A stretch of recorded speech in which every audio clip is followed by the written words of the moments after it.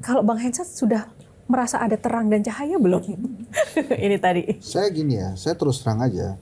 Saya menganggap apa yang disampaikan oleh Mas Ari tadi itu dongeng aja yang tidak berlaku di kehidupan nyata. Karena kan ujung-ujungnya biasanya kalau kita begitu selesai keluar nih, mungkin pikirannya kita udah cari, waduh ini kita cari buat hidup buat besok gitu ya. Atau gimana caranya kita cari uang lagi supaya anak kita nih nggak lebih sengsara dari kita gitu, harus lebih sukses dari kita, kan kadang-kadang kita terjebak gitu Pak. Nah ketika pertanyaan seperti itulah ada fungsi otak di sini Bang Hensat. Namanya God Spot, ditemukan oleh Michael Persinger pada 1980, mempertanyakan. Lihat nggak mukanya Bang Hensat itu mukanya ngotot banget untuk bertanya, ya kan? Dan itu sebenarnya sama. Ketika puncaknya mentoknya di sini, kalau ini Mbak Nunung mentok di permasalahan, kemudian di Bang Hensat ini adalah mempertanyakan kehidupan, sebenarnya kan? Pertanyaan wajar dan itu pertanyaan yang cerdas dan hebat menuju tangga spiritualitas. Nah pertanyaan itu nggak boleh dihentikan. Kadang-kadang kan kita udah nanya, besok kerja lagi, lupa nanya lagi kan. Kerja lagi, lupa. Itu terus digali, sampai ketemu sebuah awareness, siapa sih kita ini gitu kan. Di mana sih kita ini? Mau kemana? Nah ketika pertanyaan itu ditemukan, barulah kita tahu bahwa ternyata hidup bukan untuk makan, tetapi makan untuk hidup kan. Sekarang saja Bang Hensat, hidup untuk makan atau makan untuk hidup? Makan untuk hidup atau hidup untuk makan? Makan untuk hidup Pak. Nah betul. Makan untuk hidup, tepuk tangan, makan untuk hidup. Saya nggak butuh tepuk tangan ya. Pertanyaan berikutnya, hidup untuk apa? Hidup untuk makan. Beda lagi kan. Hidup untuk apa? Hidup untuk apa Pak ya? Nah di situ. Nah udah mulai tuh. Untuk di situ, bermanfaat. Bermanfaat untuk apa? Hah? Ayo jawab Jo. Bermanfaat untuk orang lain. Kalau bermanfaat untuk orang lain terus kenapa? Ya berkah. Berkah. Apa maknanya? Kenapa penting bahagia. berkah itu? Bahagia. Bahagia karena Bahagia. ya karena itu memang hakikatnya kita Hakikat ada di hidup. dunia seperti Berarti itu. hakikat hidup sebenarnya apa? Bermanfaat. Bermanfaat. Kenapa manfaat itu penting? Manfaat itu penting ya karena itu ajaran dari Allah Subhanahu wa taala dan keyakinan kita. Apa rasanya hidup memberi Happy. manfaat? Happy. Seperti Happy. apa happy-nya? Happy ya karena kita bisa berguna bagi orang. Kalau orang lain katakanlah ngejek kita, orang lain katakan membuli kita. Tapi kalau kita sudah bisa merasa happy bermanfaat, masalah nggak bully mereka? Nggak masalah. Justru ketika kita mereka membuli, menghina atau apapun, justru terdorong untuk kita berbuat Terus baik. memberi manfaat, that's it. Gitu. Artinya ini otot biceps spiritualnya udah lebih kuat lagi. Tadi kan panelis nih yang nanya ke Pak Ari. Sekarang coba giliran gamesnya Pak Ari yang nanya ke panelis. Oke, ini Biar adil. kesimpulan ya, kesimpulan dari tiga bintang tamu yang cocok lapar ya, lapar intelek fisikal, lapar emosional, lapar spiritual. Saya Oke. minta nanti Bang Hensat sama Mbak Nunung nih yang jawab dan juga pemirsa satu ya. Pilih mana? Ya, tolong jawab. Siapa dulu nih? Bang Hensat dulu. Oke. Punya tanah, tabungan banyak, tapi nggak punya bestie. Wah, saya mendingan punya bestie terus punya tabungan Pak. Ya kan? Oke. Nah, maksud saya bestie itu penting, harta penting, tapi punya teman juga penting juga gitu. Iya. Tapi kalau boleh pilih yang mana? Biasanya Pak ya, kalau punya tanah, punya tabungan, bestie datang sendiri.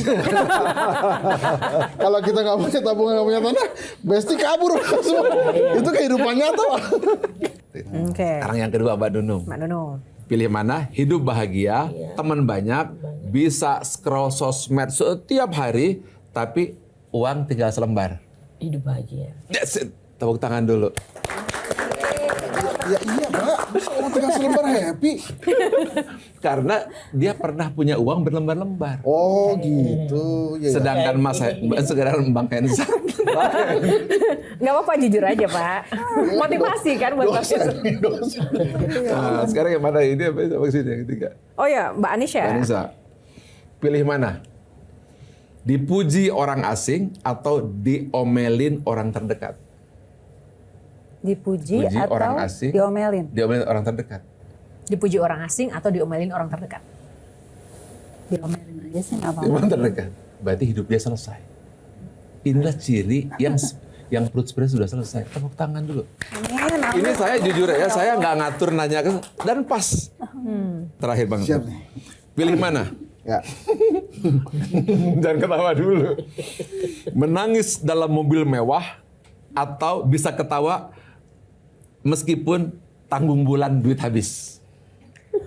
Menangis di mobil mewah, menangis di mobil mewah, ya kan? Menangis di mobil mewah. Habis itu mobilnya bisa gue jual. Tos dulu Bang Esat. Nah, apa artinya ini Bang? Ayo, Ya, menangis, jawab. menangis di mobil mewah bisa jadi menangis bukan di mobil kita tuh gimana? Nggak, tapi itu pertanyaan menarik tuh. Menangis di mobil mewah atau apa tadi carry? Tapi ketawa meskipun tanggung bulan. Iya. Saya sih lebih terus terang ya. Saya lebih suka ketawa tapi tanggung bulan. Wih, naik tingkat. Nggak, Naik tingkat ini. Karena buat saya ketawa itu mahal, Pak.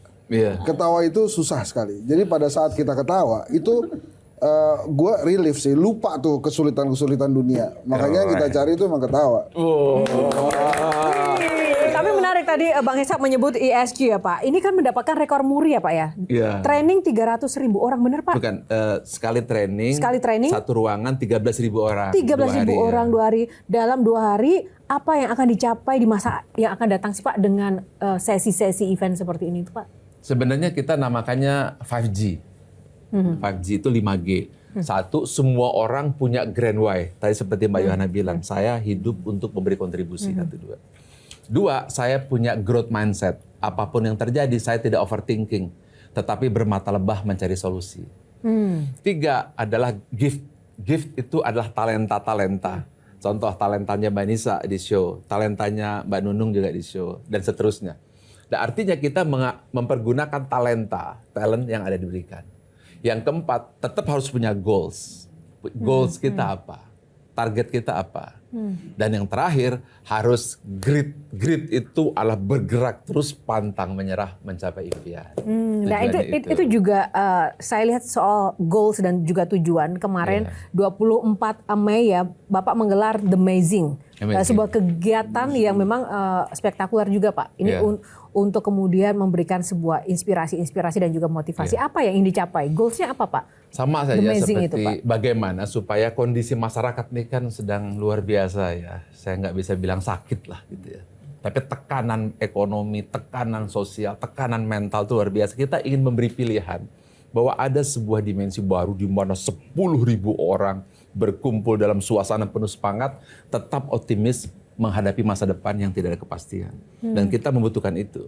Karena ketika kita tidak bisa mengontrol lingkungan luar, kita kontrol diri sendiri. Kita tidak bisa mengendalikan lingkungan, kita kendalikan diri sendiri.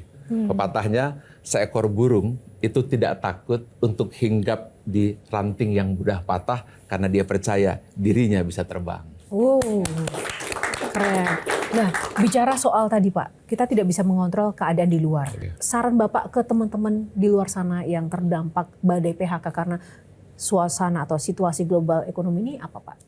Sebenarnya kita bisa merespon dengan 2 mata. Bisa mata lalat atau mata lebah. Kalau mata lalat, maka letakkan dia di meja makan, maka yang dicari tetap saja sampah. Tetapi kalau mata lebah, meskipun badai PHK, meskipun keadaan ekonomi, dia selalu percaya apabila ada 1000 masalah di otak kirinya, tapi ada 1000 solusi di otak kanannya. Dan dia percaya bahwa dia bisa memilih respons.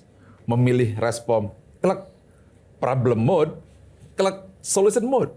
Meskipun badai PHK, jangan-jangan karena PHK, dia bisa jadi konglomerat setelah itu. Karena PHK, jangan-jangan dia akan melahirkan generasi baru.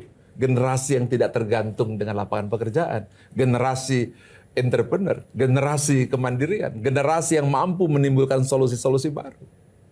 Tergantung kita milih mana. Mau menjadi mata lebah atau mata lalat. Terserah dari kita. Pilih mata lebah, maka kita akan mencari bunga di tengah kondisi PHK sekeras apapun. Terima kasih waktunya Pak Ari. Sama-sama. Tapi sebelumnya mohon closing statement-nya untuk kita semua dan juga pemirsa yang ada di rumah.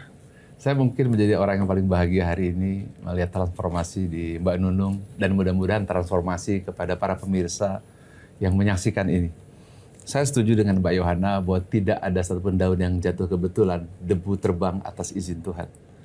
Bahwa manusia itu diajarkan oleh Tuhan dengan 4 bahasa. Pertama, ayat-ayat sucinya. Kedua, alam semesta yang harus kita jaga, yang harus kita baca sama saya. Yang ketiga adalah para nabi dan rasulnya. 4 adalah kejadian-kejadian. Saya percaya bahwa fenomena kejadian bagaimana Mbak Nunung bertransformasi dalam waktu sekian menit di sini, itu adalah sebuah pesan untuk bangsa kita, dan tugas kita adalah kita harus membaca. Percayalah bahwa kita dilahirkan bukan kebetulan, hidup di muka bumi bukan untuk makan, tapi bagaimana kita terus hidup memberi manfaat. Sehingga sepanjang kita masih bisa terus memberi manfaat, maka niscayalah hidup kita akan bahagia. Dan ingat bahwa manusia itu bukanlah ember yang harus diisi, tapi manusia adalah api yang harus dinyalakan. Terima kasih. Terima kasih. Gimana emotional rescue pada malam hari ini? Sepertinya nggak perlu ijazah ya. Tidak perlu ijazah. Baik, terima kasih Pak Ari dan juga teman-teman panelis dan juga rekan-rekan yang sudah hadir di studio kali ini. Dan demikian pemirsa, tuntas sudah perjumpaan kita dalam Q&A. Semoga bermanfaat untuk Anda, dan Q&A masih akan hadir minggu depan. Saksikan Q&A karena setiap pertanyaan selalu ada jawaban. Saya Yohana Margarita undur diri. Sampai jumpa. Terima kasih Pak Ari. Sama-sama, terima kasih ya.